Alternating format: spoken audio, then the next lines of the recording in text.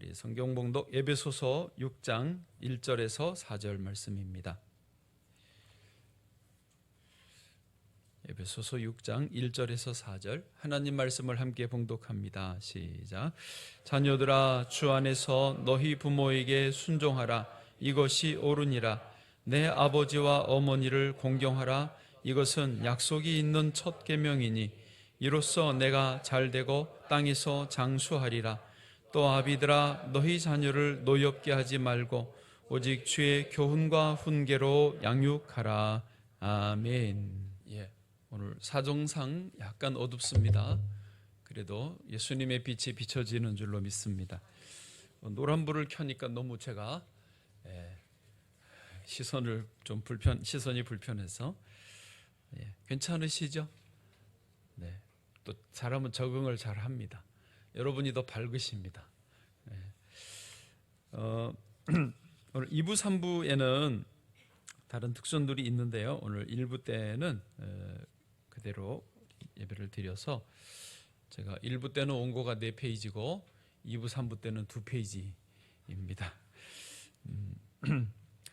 일주일 전에 우리나라 하나금융연구소에서 대한민국 부자들의 생활 습관을 조사해서 발표를 했습니다.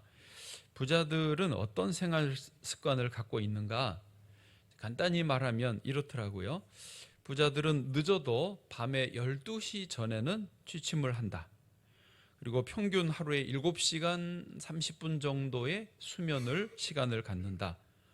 그리고 아침 시간을 적극적으로 능동적으로 활용을 하는데 그때 종이 신문을 보든지 운동을 하든지 하루 스케줄을 짜든지, 그리고 우리 이제 믿는 분들은 새벽 기도를 하든지 하죠. 그리고 책은 1년에 평균 10권 정도를 읽습니다. 10권 이상. 그리고 슈퍼리치, 더 부자일수록 책을 많이 읽더라고요. 그래서 현금 자산으로 10억을 갖고 있는 분들은 한 10권 정도 읽고 20억 이상을 갖고 있는 분들은 20권 이상을 읽고, 그래서 한 권에 1억씩이더라고요.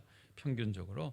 진짜로 나이가 더 부자일수록 더 많은 책들을 읽는다고 나와 있습니다. 그런데 이 부자들의 생활 습관 중에서 제 눈에 띄는 지점이 있었는데 이것입니다. 부자 10명 중에 7명은 일주일에 3번 이상 가족들과 식사를 함께 한다는 것입니다. 얼른 생각한 부자들은 바쁘다는 핑계로 가족과 함께 보낼 시간도 없을 것 같은데 그 반대였습니다. 가족과 함께 식사하면서 시간을 보내는 것은 시간 낭비가 아니다. 오히려 심리적으로 안정감과 행복감을 주기 때문에 밖에 사회생활을 할 때에 더 힘을 주는 원동력이 된다라고 하는 것입니다. 그래서 그 조사 보고서에서 설명하기를 가족과 함께 앉아 있으면 불편하고 혹시 그래서 피하다 보면은 정말로 어색해지는 게 가족이래요.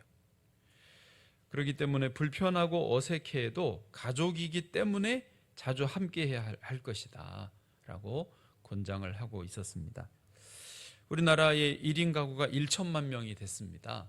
이제 생활 여건상 혼자 지내게 되는 것은 어쩔 수 없다 할지라도 그럼에도 혼밥만 하기보다는 일부러 시간을 내서 가족과 함께 정기적으로 식사를 하는 것, 이것은 꼭 필요한 일인 것 같습니다. 한번 따라해 보세요. 가족과 함께 밥을 먹읍시다. 할렐루야. 오늘 하나님 말씀 중에 첫 번째 소제목인데요. 사람은 하나님 형상대로 지음을 받았습니다. 하나님은 사람들을 지으실 때 그냥 생각나는 대로 만드신 것이 아니고 계획을 가지고 하나님 형상대로 지으셨다라고 하는 것입니다. 하나님 형상대로 창조된 사람들의 성부, 성자, 성령, 성삼위 하나님처럼 서로 사랑하고 서로 행복하기를 원하셨습니다. 그렇게 행복한 사람들이 이 하나님의 피조물, 아름다운 세계를 조금 전에 찬양하신 대로 하나님의 이 창조 세계를 하나님의 뜻을 따라 다스리기를 원하셨습니다. 그 속에서 사람들은 번성하고 충만하기를 하나님이 원하셨습니다.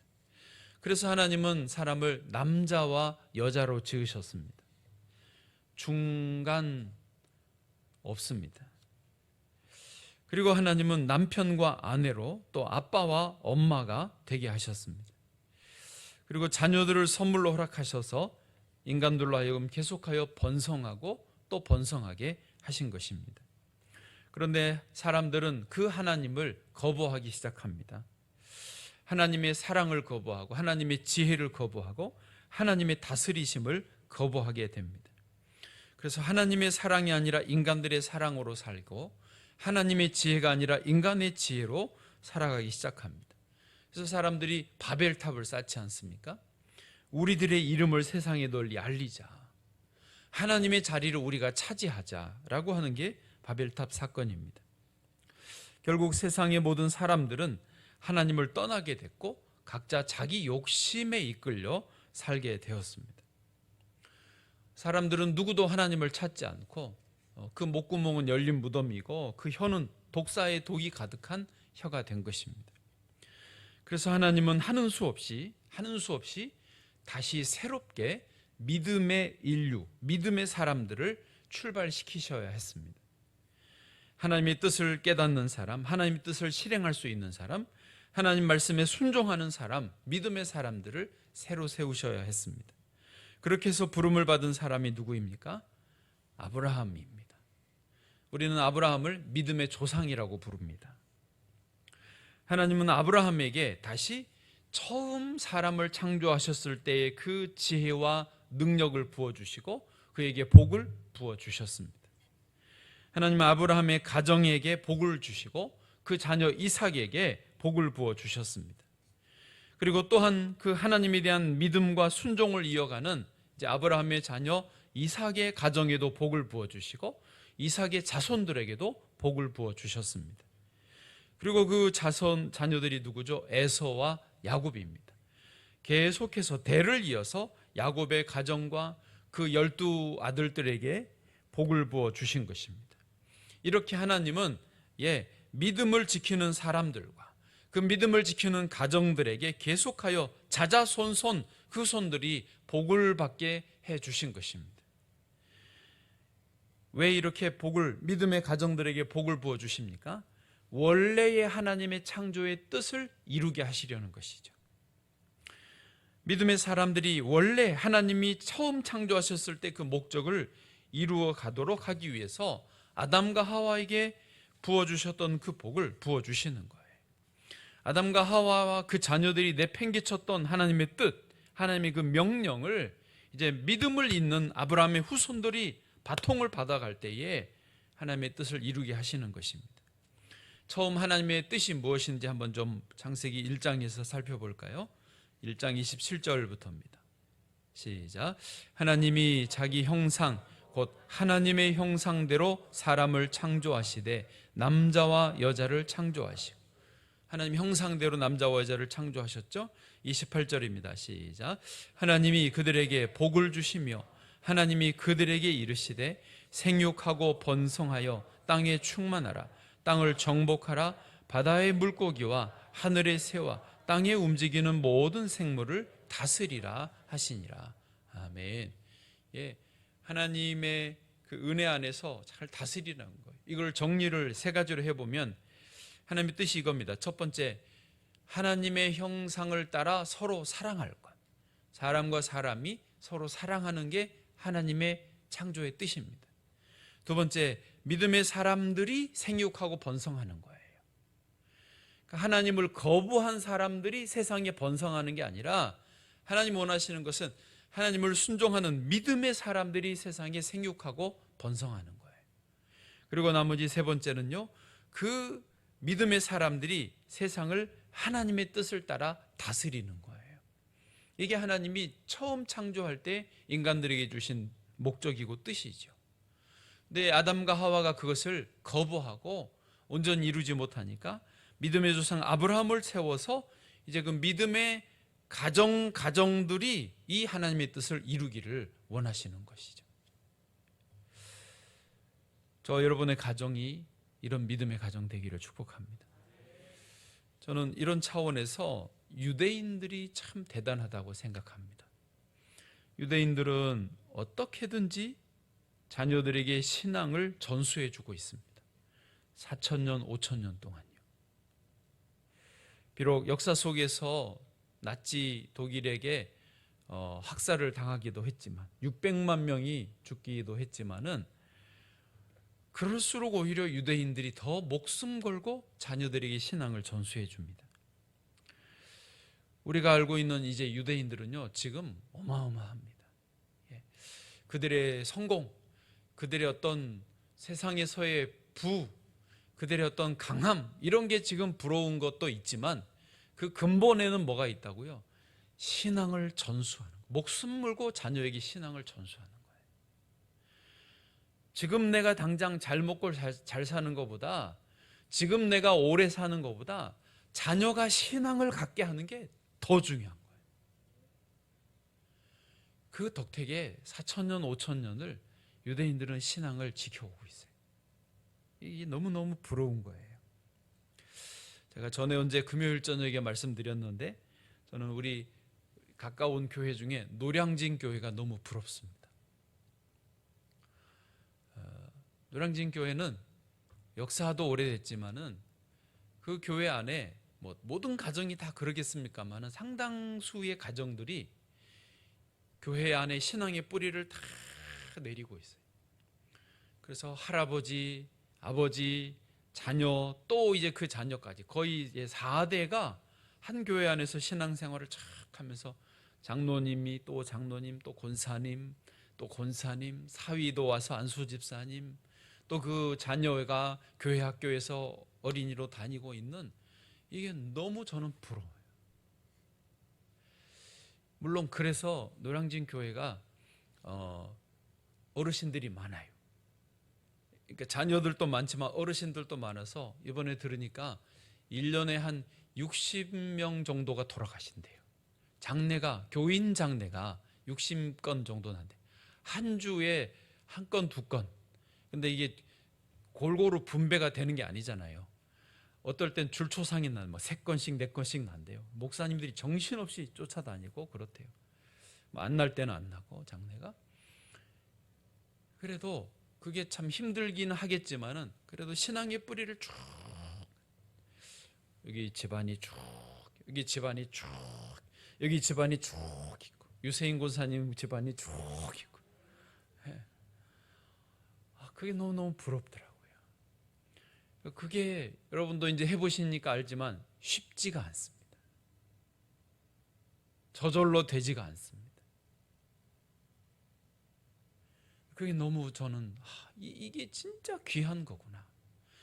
이거를 많이 놓친 것도 있구나. 지금이라도 해야 되겠구나. 한숨을 쉬시는구나. 네. 현대 시대로 갈수록 자녀들을 신앙으로 신앙 자체로 기르는 것도 어렵고, 같은 교회에서 믿음을 이어가기가 참 어렵습니다. 거주지도 있고 직장도 있고 그래서요. 그러나 하나님은 이렇게 믿음을 이어가는 가정에 1000대까지, 3대, 5대, 7대, 1000대까지 복을 주시겠다고 약속하셨습니다. 그런 소망을 품으시면 좋겠어요. 그게 저의 기도 제목이에요. 여러분의 기도 제목도 되시면 좋겠습니다. 그런데 내가 진짜 기도했대. 하나님, 노량진 교회처럼 되게 해주세요. 노량진 교회가 좋은 것만 있는 건 아니야. 그러셔도 일단은 신앙의 뿌리를 내리는 게 중요한 것 같습니다. 두 번째로 오늘 말씀, 그래서 부모를 공경하라는 것입니다. 부모를 공경하는 것은 하나님의 명령입니다. 부모와 자녀들은 믿음의 가정을 이루어야 하는 것입니다. 예수님을 잘 믿는 것이 행복의 지름길입니다. 무엇보다 자녀들은 부모에게 순종하라는 것입니다. 오늘 1절 말씀입니다. 시작. 자녀들아, 주 안에서 너희 부모에게 순종하라. 이것이 옳으니라. 아멘. 자녀는 부모에게 순종하는 게 옳은데 꼭 잊지 말아야 될 단어가 있습니다. 주 안에서입니다. 주 안에서 순종하라는 말이에요. 이 말의 뜻이 뭐냐면, 저를 봐보시면요, 여러분, 부모가 있고 자녀가 있는데 자녀는 부모에게 순종하는 게 맞습니다.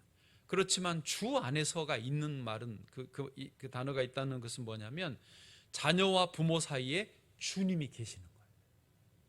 그래서 주인이 위에 계시고, 자녀는 부모에게 순종할 때 주님의 뜻 안에서 부모에게 순종하라는 것이죠. 이 말 이해되시죠? 예수님이 주인으로 계신 상태에서 그 가정 안에서 순종하는 게 옳습니다. 그럴 때 자녀는 부모에게 억지로 순종하는 게 아니라 주님이신 예수님이 순종하라 하시니 기쁨으로 순종할 수 있게 되는 것입니다. 또한 부모님도, 부모가 자식이지만 내 자식이 아니에요. 내 새끼 내 맘대로 한다 할 수 없는 거죠. 주인이신 예수님의 뜻대로 자녀에게 시키는 거예요. 예수님의 뜻대로 시키면 안 되는 게 있는 거죠. 그렇게 말하고 순종하는, 주 안에서 이루어지는 것을 주 안에서 순종하라고 하시는 말씀으로 이해하시면 되겠습니다.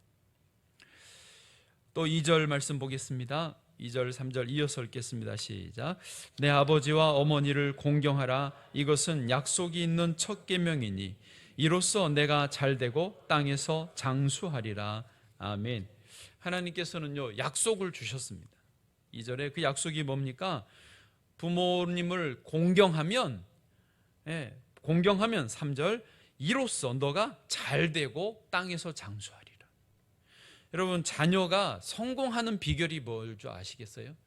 부모를 공경하면 자녀가 성공하는 것입니다. 아멘을 안 하시네. 자녀가 공부를 잘하면 성공할 줄로 알지만 아닙니다. 부모를 공경하면 하나님이 그 자녀에게 복을 주시는 거예요. 아까 말했잖아요. 믿음의 조상 아브라함부터 해서 하나님을 공경하게 해서 하나님을 잘 믿게 하시고 부모를 공경하게 하심으로 그 질서 안에서 하나님이 믿음의 자손들을, 족장들을 계속 복을 주셨습니다. 창세기에서 그 내 족장에게 주시는 복이 이제 믿음의 가정을 이루는 모든 현대의 가정들에게도 동일하게 이루어진다라고 샘플링을 해주신 거예요. 여러분, 자녀들이 부모를 공경하셔야 잘 됩니다. 정말이에요. 부모님도 있고 자녀들도 있으시면, 그렇죠, 자녀들에게 돈이 많이 들어갑니다. 그러나 늘 말씀드리죠, 자녀에게 쓰는 돈은 아까워하셔야 돼요. 부모에게 쓰는 돈은 아까워하지 마세요. 그게 내 자녀가 잘 되는 지름길입니다. 하나님께 드리는, 부모님께 드리는 돈 마음껏 드리십시오. 그러나 자녀는 절제하세요. 제 사촌은요, 이종 사촌은 중견기업의 사장님, 회장님, 돈이 엄청 많습니다. 제너시스 90을 타고 다닙니다. 용인에 별장도 있습니다. 따로. 제 나이 또래예요. 어느 교회 안수 집사님이에요. 자녀가 둘 있는데 자녀들을 그 돈을 안 주는 거예요. 이제 애들이 저희 집 애들 또래죠. 따로 나가 살고 싶다 그러니 너가 청년 대출 받아서 집 얻어라. 돈 안 해줘요. 스스로 해라. 그러고는 어머님 계신데 어머니한테는 잘하는 거예요. 그러니까 사업이 더 잘 되는 거예요. 또 다른 사촌, 거기 형님인데 거기는 부모님에게 너무너무 잘한 거예요. 젊을 때. 근데 일본인 회사를 다녔는데 그 회사 일본 사장님이 그 회사를 이제 일본으로 나이 들어서 돌아가야 되니까 이걸 누구한테 넘겨줘야 되는데 누구한테 줄까 하다가 저희 사촌 형한테 넘겨준 거예요. 지금 그 평택의 큰 회사입니다. 그래서 회장이에요. 이제 이분은 회장이에요. 자기 부모한테 잘하는 모습을 보고 너 같으면 이 회사를 잘 책임지겠구나. 그리고 통째로 주고 가버린 거예요. 부모에게 잘하는 거, 하나님의 약속대로 되는 거예요. 여러분, 요즘 애들이 뭘 모르니까 부모한테 함부로 하는 거죠. 사람들이 당장 먹고 살기 힘드니까 부모를 우습게 여기지만 자기 망하는 길이에요. 부모를 공경하지 않으면 망하는 거예요. 그렇게 부모를 공경하지 않는 자녀를 내버려 두면 자녀를 망하게 내버려 두는 거예요. 때려서라도 가르쳐 주셔야 돼요. 부모를 공경해라. 하나님의 약속이기 때문에 더 그렇습니다.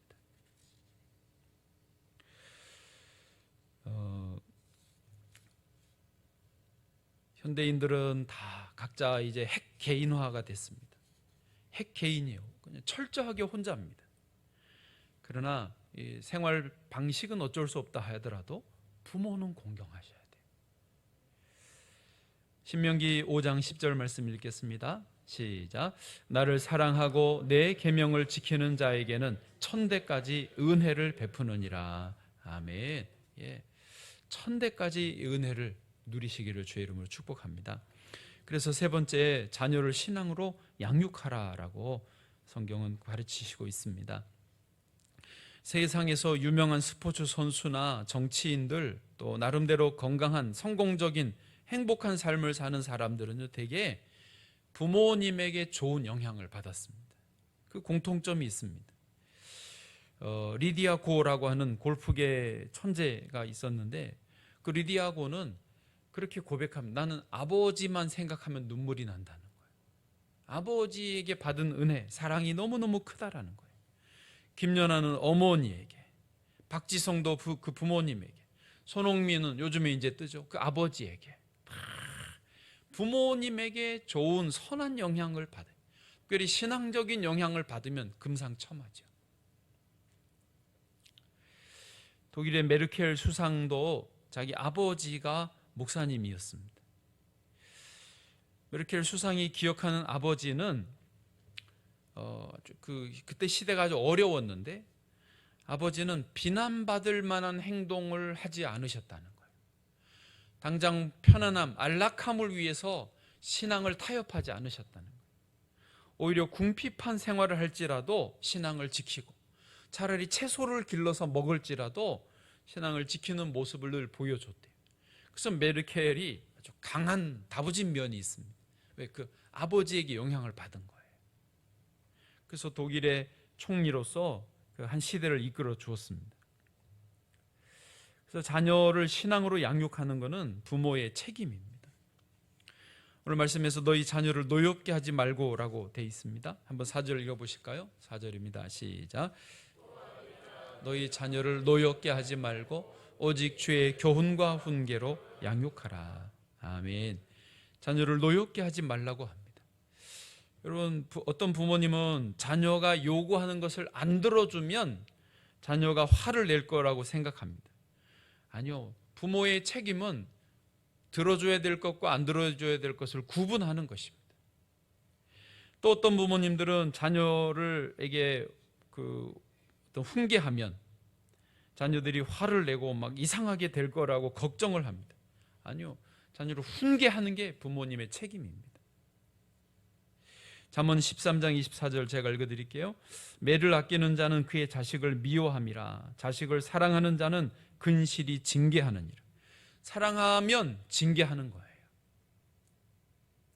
또 이 잠언 29장 15절 채찍과 꾸지람이 지혜를 주거늘 임의로 행하게 버려둔 자식은 어미를 욕되게 하느니라. 네 마음대로 해라 그러고 내버려 상관을 안 해버려요. 그러면 나중에 어미를 욕되게 하는 거예요. 여러분, 교훈과 훈계로 양육하라고 그랬는데요, 교훈은 본문의 4절에 교훈과 훈계로 양육하라고 했는데, 교훈은 이렇게 하라라고 긍정적인 메시지를 주는 거죠. 훈계는 이렇게 하지 말라라고 부정적인 메시지를 주는 거예요. 이거를 적절하게 사용해서 해야 될 일과 하면 안 되는 일을 가르쳐 주는 게 부모의 책임인 것입니다. 교훈 지시하는 거 싫어할 것 같아서, 노엽게 할 것 같아서 안 하고, 훈계 하지 말라는 것을 말하면 또 노엽게 될까 봐 말 안 하고, 그러면 아니에요. 교훈과 훈계는 해야 됩니다. 정말로 노엽게 되는 일은 있는데, 예를 들면 그런 거예요. 다른 아이와 내 아이를 비교할 때, 그럴 때 애가 노엽게 되죠. 그거는 안 하셔도 돼요. 네 형은 공부를 잘하는데 왜 너는 공부를 못하냐. 옆집 아이하고 비교, 그런 거는 안 하시는 거 알죠? 또 아이의 성적이나 실력으로 아이를 평가할 때, 에휴, 공부도 못한 것이, 이러면은 그게 노엽게 하는 거예요. 또 부모의 대리만족의 도구로 삼을 때, 엄마가 이거 못했는데 너는 해봐, 이렇게, 그러면 안 되죠. 그럴 때 안 됩니다. 자녀는 자녀의 길이 있고 부모는 부모의 길이 있습니다. 또 언제 자녀를 노엽게 하느냐? 부모의 감정 조절이 안 됐을 때. 엄마가 화나가지고 왜 나한테 화풀이를 하는 거야? 아빠가 밖에서 안 돼가지고 와서 왜 집에 와서 화풀이 하는 거야? 그러면 자녀를 노엽게 하는 거죠. 감정 조절을 잘해야 됩니다. 어떤 스튜디오에서 실험을 해봤는데요. 이제 엄마와 유치원생 아이가 와서 게임을 하게 했습니다. 그래서 아이의 눈을 가리고 이렇게 그 가벼운 고무공 같은 거를 있는 곳을 찾아서 엄마가 안내해 주는 대로 와가지고 바구니에 넣는, 그래서 몇 개를 넣는가 그 실험을 했습니다. 엄마는 이제 눈을 뜨고 아이에게 지시를 해줘야 되는 거잖아요. 그런데 아이가 이제 눈을 가리고 이렇게 하는데 6팀이 했는데, 엄마와 아이, 엄마와 이렇게 6팀이 했는데 4팀은 한 8개 이상을 공을 다 집어넣었어요. 성공을 했어요. 12개 중에 8개 이상을. 그런데 다른 2팀은 4개 정도밖에 못 넣었어요. 반 정도밖에 못 넣었어요. 무슨 차이일까라고 살펴봤어요. 그랬더니 그 비디오를 돌려봤더니 엄마의 언어가 다르더라는 거죠. 그러니까 그 4개밖에 못 넣은 그 2팀은 엄마가 쓰는 언어가, 엄마 이제 눈 뜨고 눈 가리고 있는 아이를 보고 있잖아요. 그 공 있는 이쪽이야 저쪽이야 하는 지시해주고, 이제 바구니는 이리 와라 이리 와라, 엄마 있는 쪽으로 오라고 하는 건데, 반밖에 못 넣은 아이의 엄마가 쓰는 언어가 부정적이더라는 거예요. 아이가 공 집으로 저쪽으로 가면 아니야 거기 아니야, 이쪽으로 오면 그래 이쪽 근데 아니야 그러면서 아니야를 계속해서 반복해 쓰더라는 거예요. 그게 아이를 자꾸 움츠리게 만드는 거예요. 근데 8개 이상 넣는 아이의 엄마의 언어는 아니야 대신에 옳지, 그래 거기, 잘한다, 맞아 그래, 맞아, 잘한다, 계속 잘한다, 옳지 이런 표현을 쓰더라는 거죠. 정말 아닌 경우는 훈계를 해야 되겠지만, 주로 교훈, 그래 맞아, 잘하고 있네, 칭찬하면서 할 때에 하나님께서 자녀들을 믿음으로 잘 양육되게 해주실 줄로 믿습니다. 특별히 하나님의 교훈과 하나님의 훈계로 해야 됩니다. 주의 교훈과 주의 훈계, 하나님 말씀을 잘 가르치면 우리 아이들이 하나님의 인재가 될 줄로 믿습니다. 어떤 엄마들은, 부모들은 여기에 동의가 안 될지 몰라요. 목사님이니까 성경이 최고라 그러시죠. 과학책도 읽어야 되고 수학 공부도 해야 됩니다. 영어 공부도 해야 됩니다. 예, 하세요. 시켜야 됩니다. 그러나 하나님의 말씀이 먼저 들어가야 되는 거죠. 하나님 말씀은 완전하기 때문입니다. 하나님 말씀은 하늘의 지혜와 하늘의 비밀이 있기 때문에 그렇습니다. 온 우주 만물을 창조하시는 그 비밀, 지금도 우주 만물을 다스리고 섭리하시는 그 모든 지혜가 하나님 말씀 안에 있기 때문입니다. 이거는 죄인된 인류가 살 수 있는 구원의 길이 있기 때문에 하나님 말씀을 먼저 배워야 됩니다. 그래서 주의 교훈과 훈계로 잘 양육하면 우리 자녀들은 하나님의 인재가 될 줄로 믿습니다. 하나님의 말씀의 핵심이 무엇입니까? 사랑입니다. 사랑.